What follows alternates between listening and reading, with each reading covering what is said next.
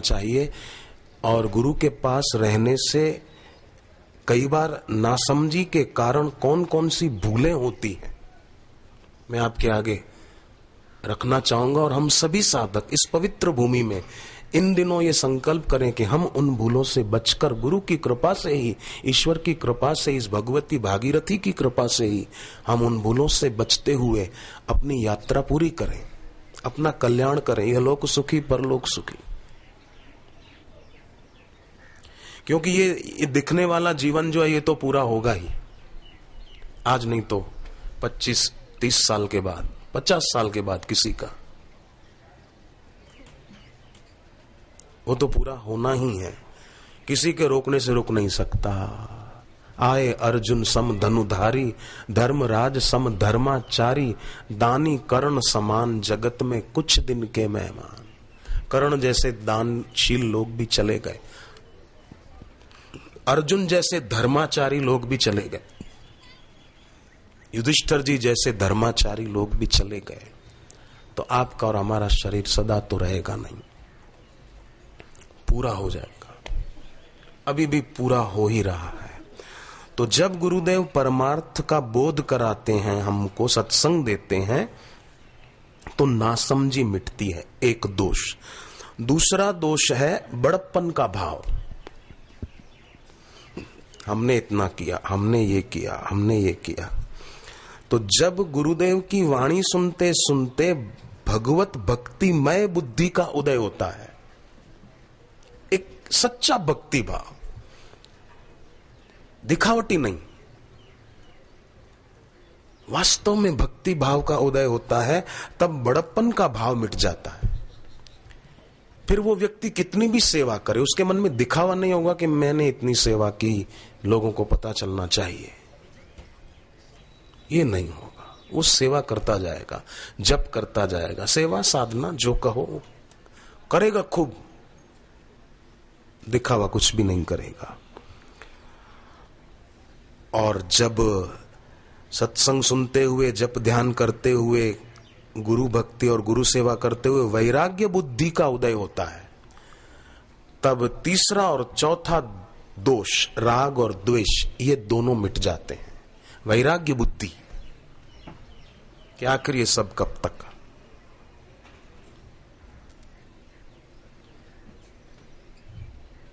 वैराग्य बुद्धि का उदय होगा, वीतरागता आएगी, तो फिर अब किससे राग करना, किससे द्वेष करना।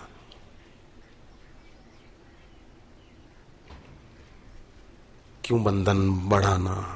एक महिला ने एक संत को कहा, महाराज जी मैं तो मेरे पति से मानवता का व्यवहार करती हूँ, आप ही ने कहा था गुरुजी, पर मेरे पति ऐसे हैं कि मेरे से दानवता का व्यवहार करते हैं। तब बताइए, आपने कहा तू मानवता का कर, पर वो दानवता का करते हैं, गुरुजी कैसे गुजारा होगा घर पे, मैं बहुत दुखी रहती हूँ।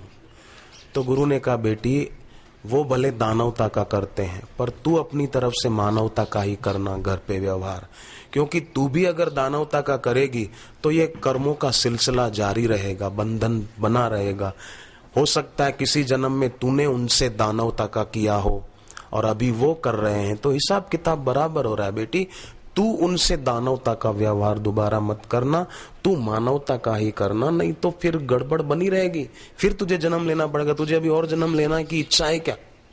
बोले नहीं गुरुजी, तो बस तू सम रहना, गम के समय सम रहो और अपना भजन कम मत होने दो।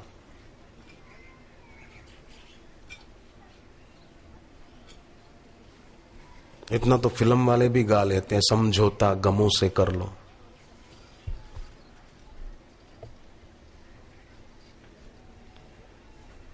पतझड़ आती है तो कोई बात नहीं, मधुमास भी तो आता है, वसंत ऋतु भी तो आती है। तो जब वैराग्य बुद्धि का उदय होता है, तब राग और द्वेष, ये दोनों दोष मिटते हैं। और वैराग्य बुद्धि का उदय तभी हो पाएगा कि जब सेवा खूब हो, हृदय शुद्धि होती है, तो स्वाभाविक वीतरागता आएगी ही, क्योंकि बुद्धि निर्विकल्प होगी। फिर सांसारिक सुख भोग को पाने का संकल्प नहीं उठेगा कि मैं ये करूं, ये नहीं उठेगा।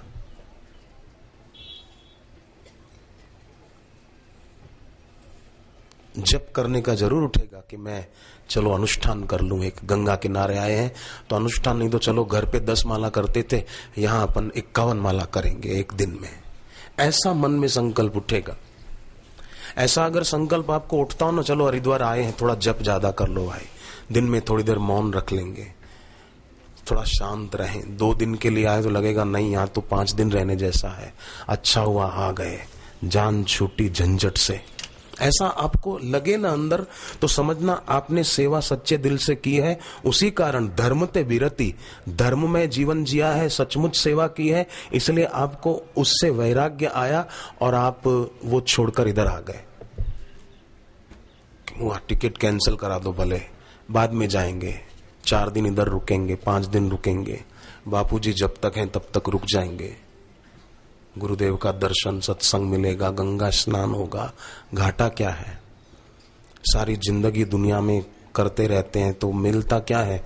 जो मिलता है वो छूटने वाला, और दोष बढ़ते हैं। पर बापू के सानिध्य में रहेंगे तो दोष मिटेंगे और मिलेगा अछूट ईश्वर का ज्ञान, आत्मा परमात्मा का ज्ञान। तो यहां ही हम रहें। वैराग्य बुद्धि का उदय होता है।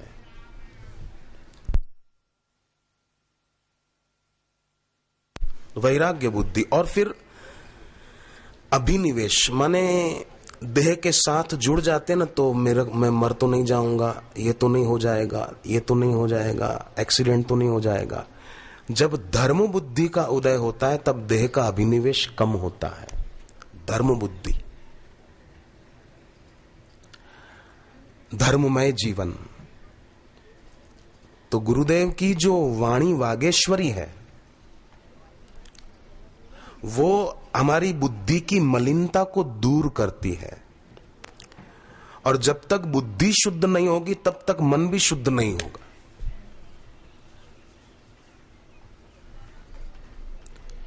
इसलिए मैं तो कई विद्यार्थियों को कहता रहता हूं, केवल याद शक्ति अच्छी बनाने के चक्कर में मत पड़ना, बुद्धि भी अच्छी रखना। बुद्धि अच्छी होगी तो याद शक्ति अपने आप अच्छी हो जाएगी।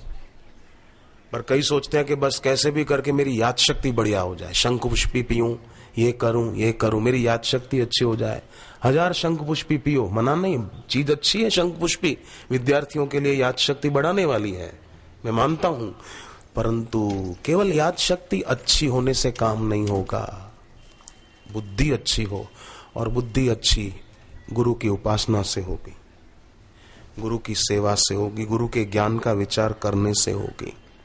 तो बापूजी ऐसी समझ हमको देते हैं जिससे हम सब इन दोषों से दूर हो जाएं, हमारी बुद्धि शुद्ध हो जाए। हमारी बुद्धि के जो 9 प्रकार के दोष हैं, बुद्धि के 9 अपराध, 9 दोष होते हैं,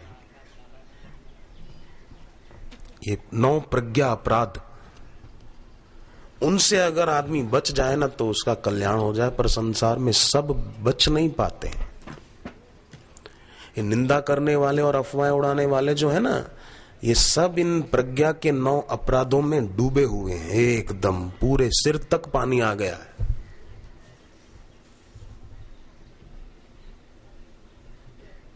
तो शास्त्रों में बताया है कि 9 अपराधों से बचकर रहें।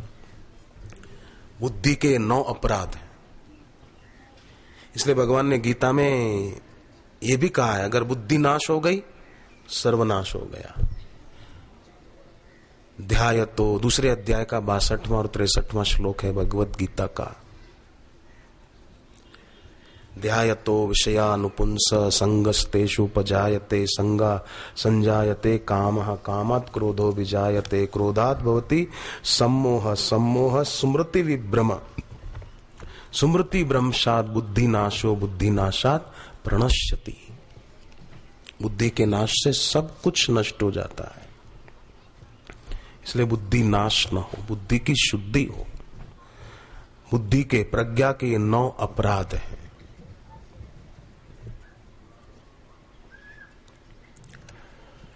कई लोग सत्संग तो कई लोग सुनते हैं, आजकल तो इंटरनेट के द्वारा वो लोग भी देखते हैं ना, सुनते हैं जो निंदक है। अब इंटरनेट पे इसलिए व्यवस्था की गई कि विदेश के लोग भी देख सके। और भारत में भी जो लोग दूर दूर बैठे हैं सब यहां नहीं आ पाते और उनकी इच्छा होती है सत्संग सुनने की, तो इंटरनेट के जरिए वो लोग भी देख सकें, इसलिए व्यवस्था की जाती है। पर कई ऐसे भी होते हैं जिनको नहीं सुनना है, वो भी सुनते हैं। क्यों सुनते हैं? वो अपना कल्याण करने के लिए नहीं, कोई ना कोई दोष है नहीं पर हम खोज लें, ऐसे लोग भी सुनते हैं, बस कुछ मिल जाए। जैसे मंथरा कोई ना कोई खोजती थी ऐसा उपाय कि जिससे राम राज्य न हो सके, ऐसे ही मंथरा जैसी वृत्ति वाले लोग भी खोजते रहते हैं, बस कुछ मिल जाए। है तो कुछ भी नहीं ऐसी बात, पर आदत से मजबूर होते ना। और कई जन्मों के संस्कार हैं, तो उनको लगता भी नहीं कि हम गलत हैं।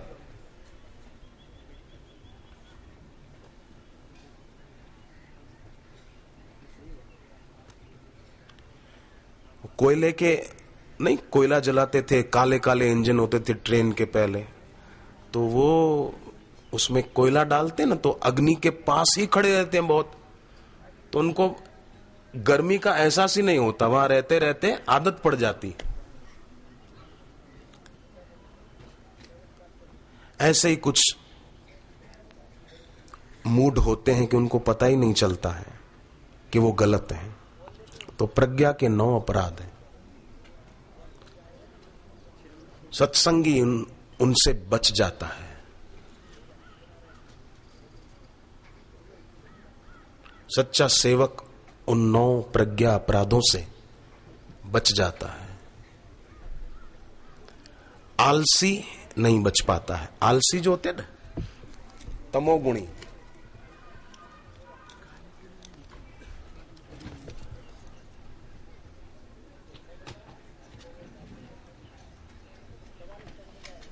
आलस्य प्रधानता वाले लोग,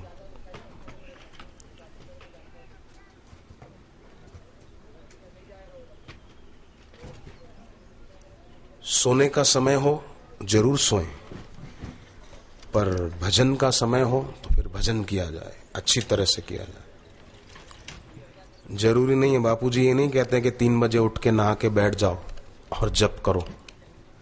नहीं, आप सोने का समय हो 4 बजे तक, जितना आपके शरीर को जरूरत है आप आराम करें, और फिर भजन का समय तो भजन करें। दिन भर अपने को आलस से घेरे रहे